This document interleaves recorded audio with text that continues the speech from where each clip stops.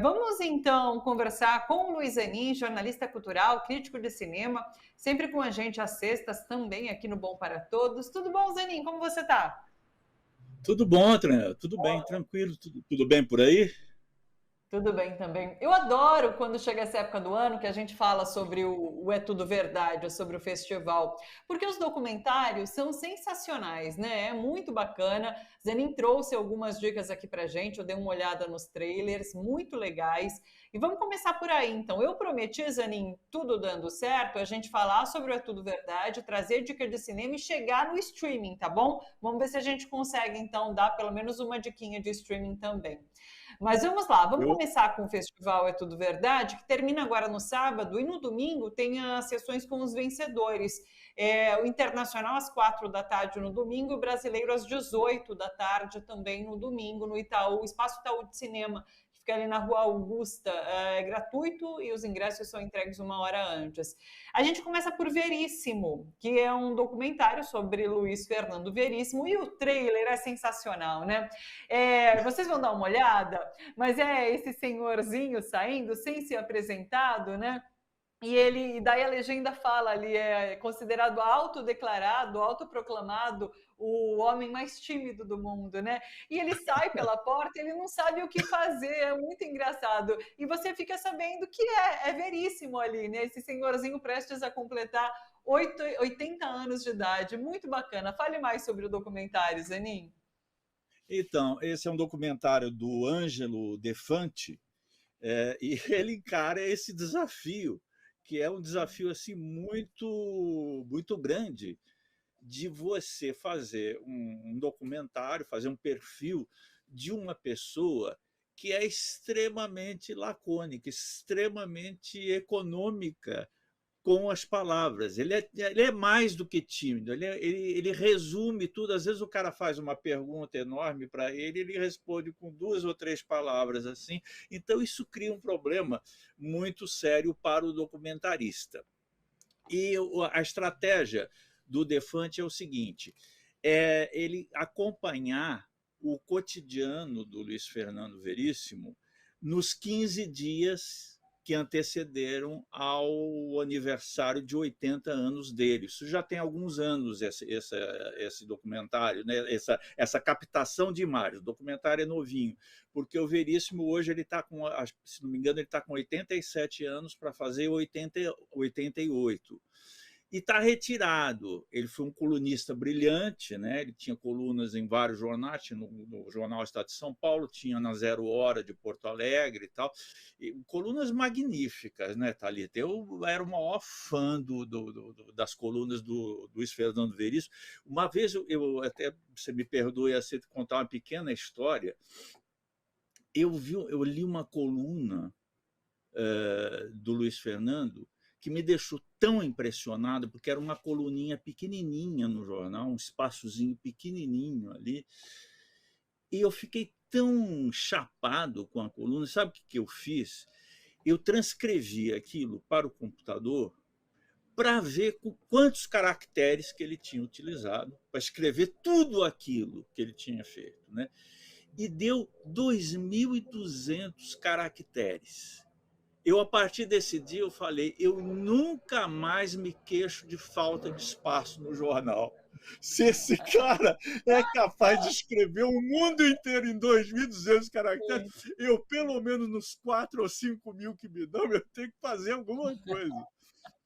Então, isso para dizer, essa pequena piada assim, jornalística, para dizer que ele é o rei da síntese, e ele usa isso na vida pessoal dele.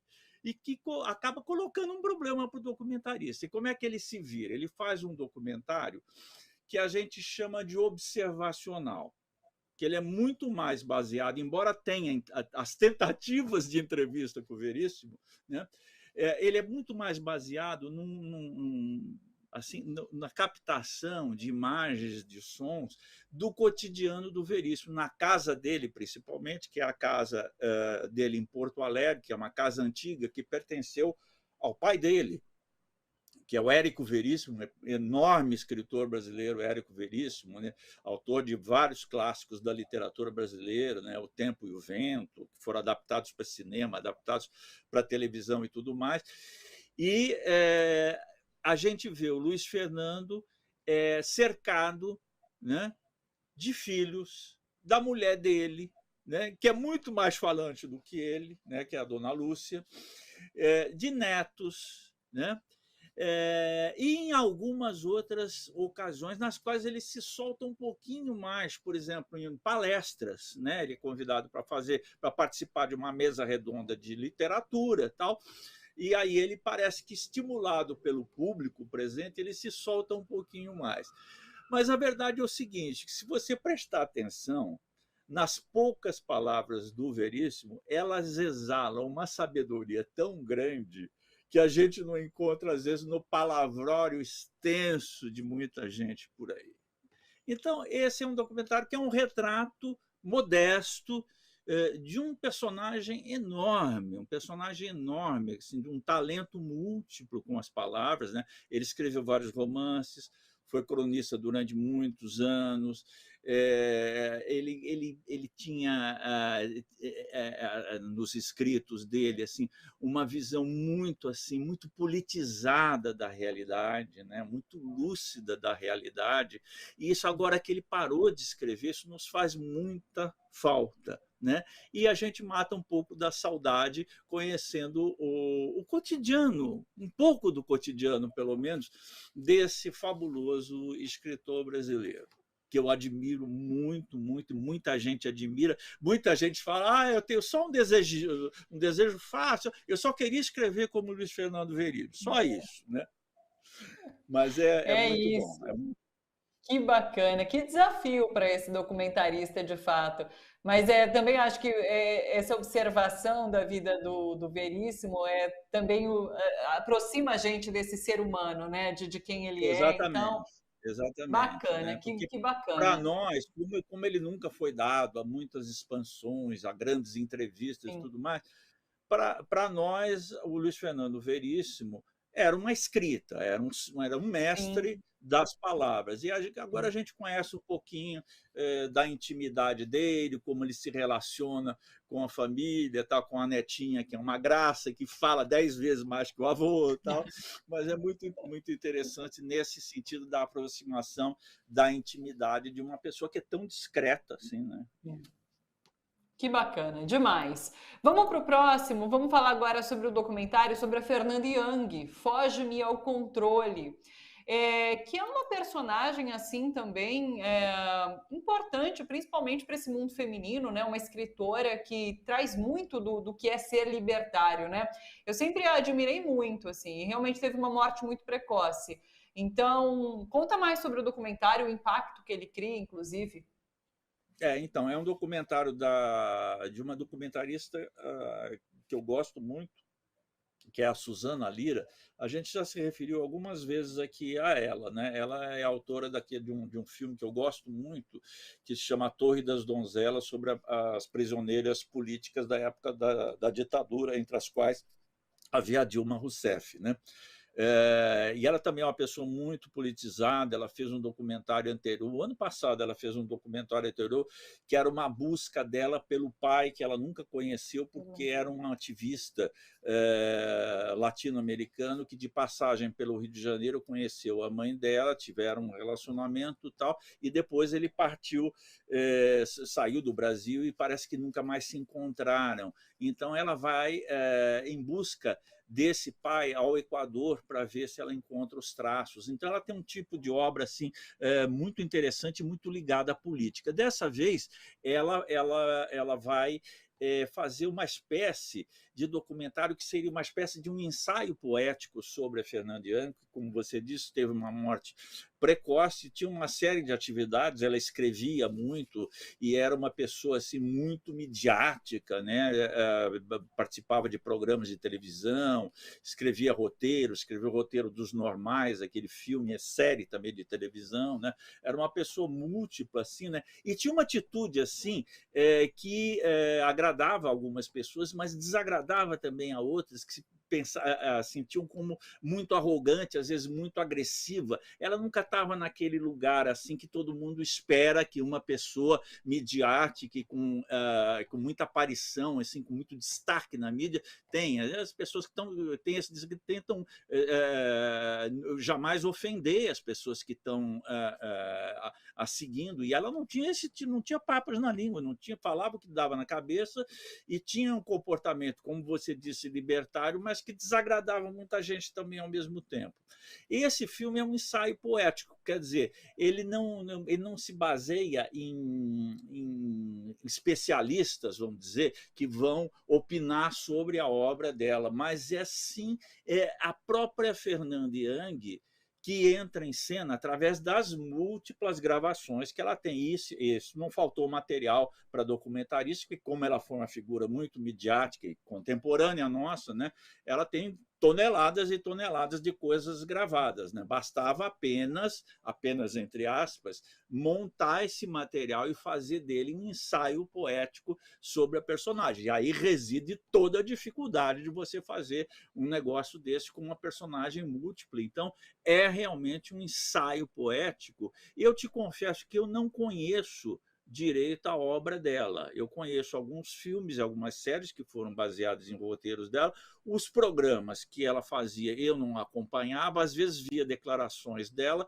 e nunca tinha lido um livro dela, nunca li um livro dela, para falar a verdade. Ela tem livros de poemas, e um livro de crônicas, né, que parece que venderam muito bem, e esse filme acaba despertando um pouco a curiosidade da gente de ver, afinal de contas, assim, em termos literários, essa figura tem consistência ou era apenas uma fachada que se apresentava e se vendia criando uma persona de pessoa contestadora e tudo mais para a televisão, para a mídia em geral. Então fica desse filme essa vontade da gente descobrir, mesmo porque em várias ocasiões perguntam para a Fernanda Young como ela se definia como artista, já que ela fazia tanta coisa.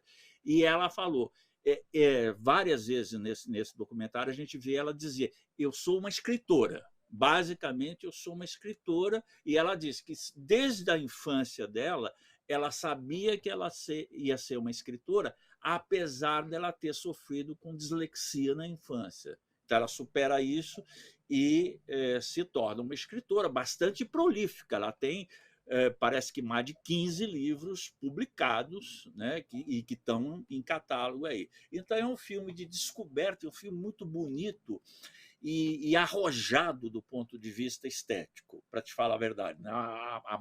As montagens, as aproximações que a cineasta faz. Então, é um trabalho muito consistente com o material que ela dispunha. Goste você ou não da personagem, eu acho que ela chama atenção para isso. Entendeu? É um trabalho de uma documentarista, que é a Suzana, que é uma documentarista já experimentada e que, em geral, quase sempre, apresenta trabalhos muito instigantes, muito estimulantes. E ela era uma mulher muito bonita, né? Então chama muita atenção os vídeos que ela fazia, as fotos que ela Sim, fazia, então sim, já isso sim. chama muita atenção. E era uma figura que refletia muito acerca dela mesma, né? Então, realmente, um material muito vasto para você fazer um documentário com essas características. Que É. bacana, me chamou a atenção Os também. detratores dizem exatamente isso, né? O único assunto dela realmente era ela mesma. Ela falava, Mas, ela enfim, refletia bastante.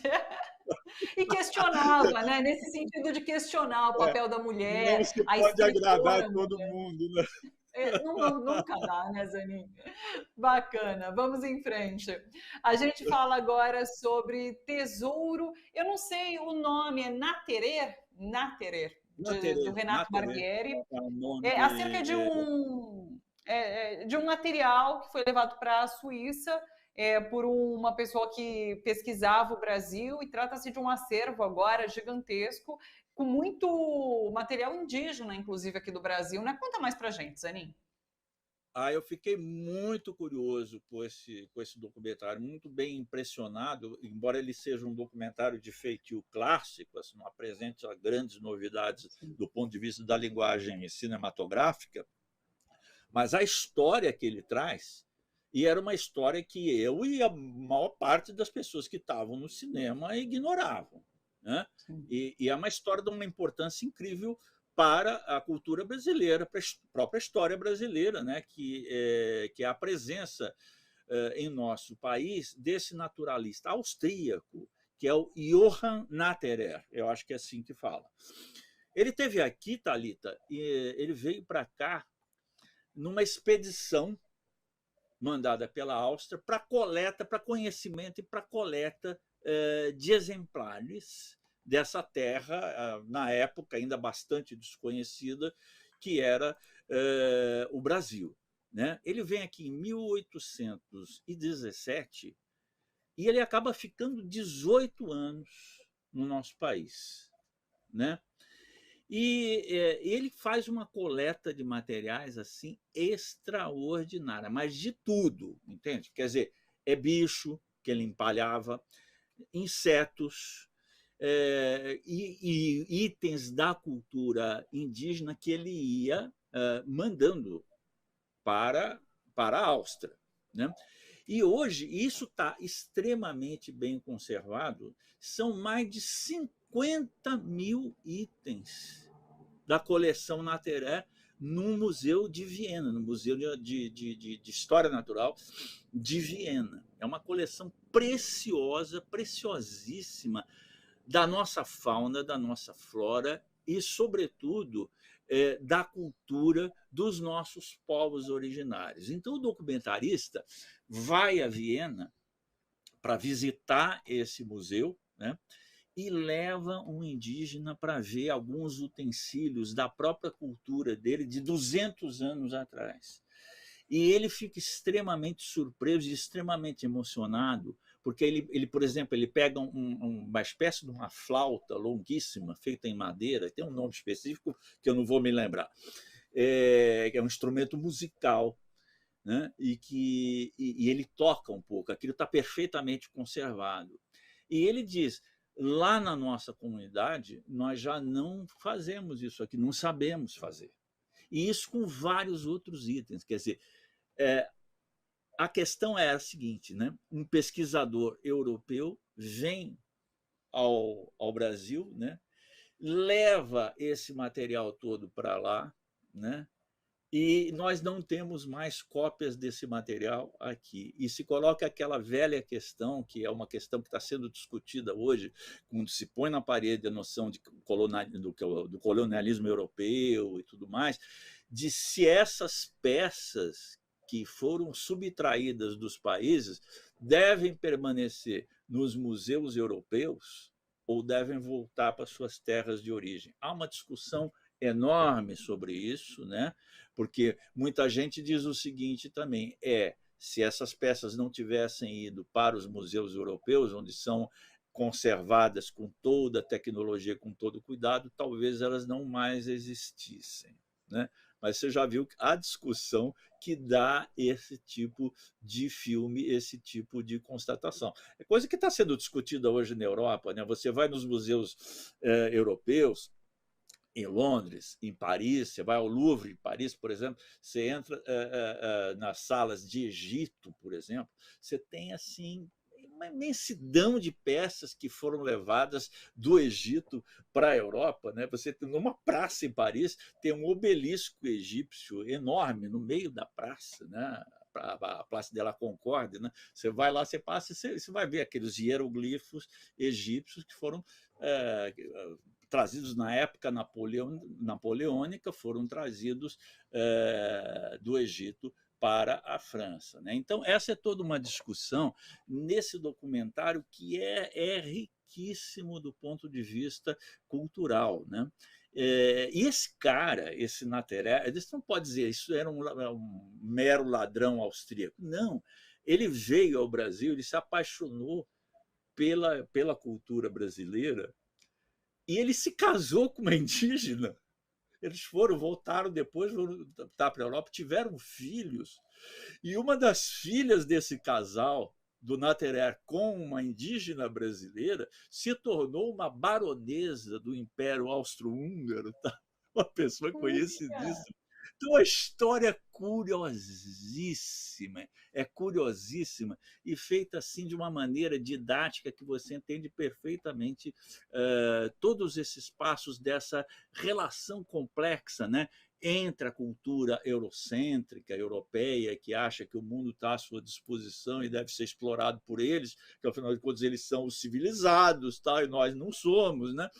E é esse direito dos povos originários e de todos nós, na verdade, que brasileiros somos, de ter esse patrimônio na nossa casa e não sermos obrigados a pegar um avião e ir até Viena para poder ver essa riqueza toda desse tesouro natural que dá o título ao filme, muito bom, desse documentarista, que é o Renato Barbieri, que ele é paulista, nascido em São Paulo, mas ele é radicado em Brasília. O trabalho dele é feito em Brasília há muitos anos, ele está lá. Sensacional. Fiquei impressionada porque são itens assim, como insetos, como alguns artefatos indígenas, mas tem ali um jacaré, tem um macaco, são coisas gigantescas, né?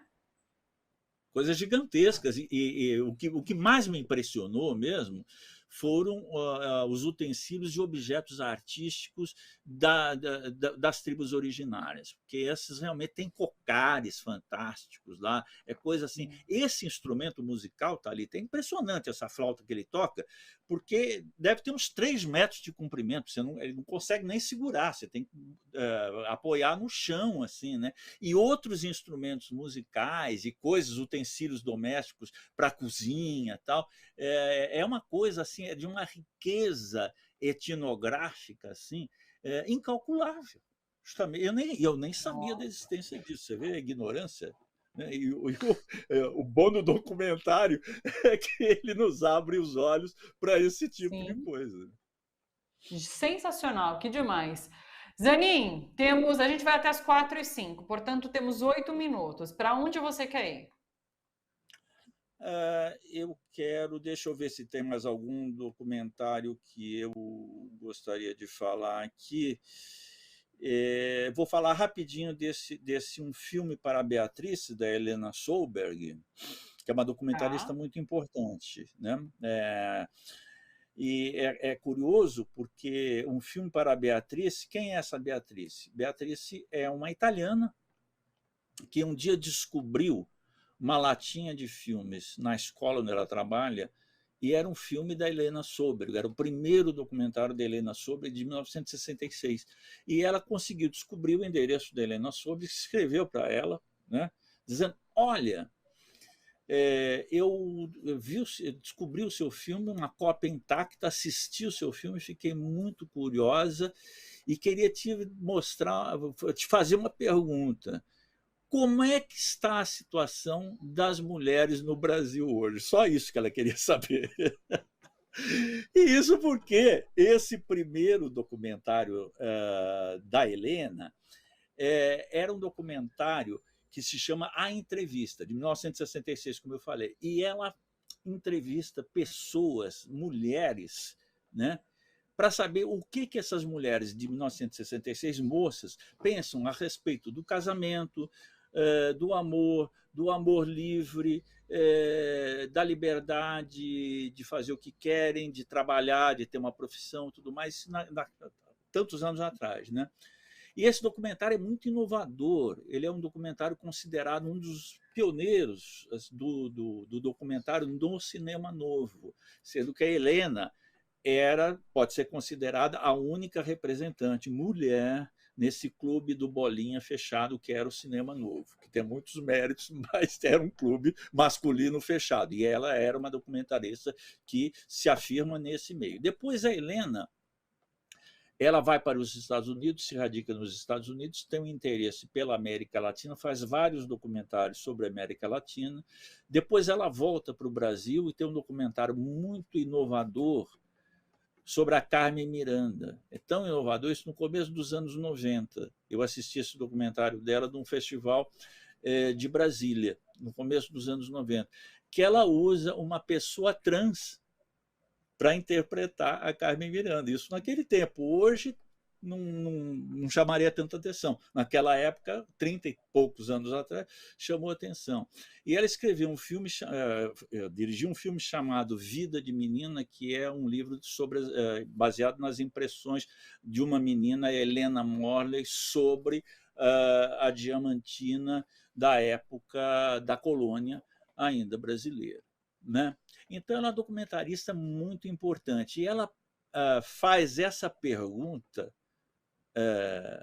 dessa italiana, faz dessa pergunta o ponto de partida de uma reflexão dela sobre a mulher brasileira, porque ela própria descobre que toda a obra dela, na verdade, é uma reflexão sobre a condição feminina. Então, um documentário muito bom, muito importante e muitíssimo bem feito.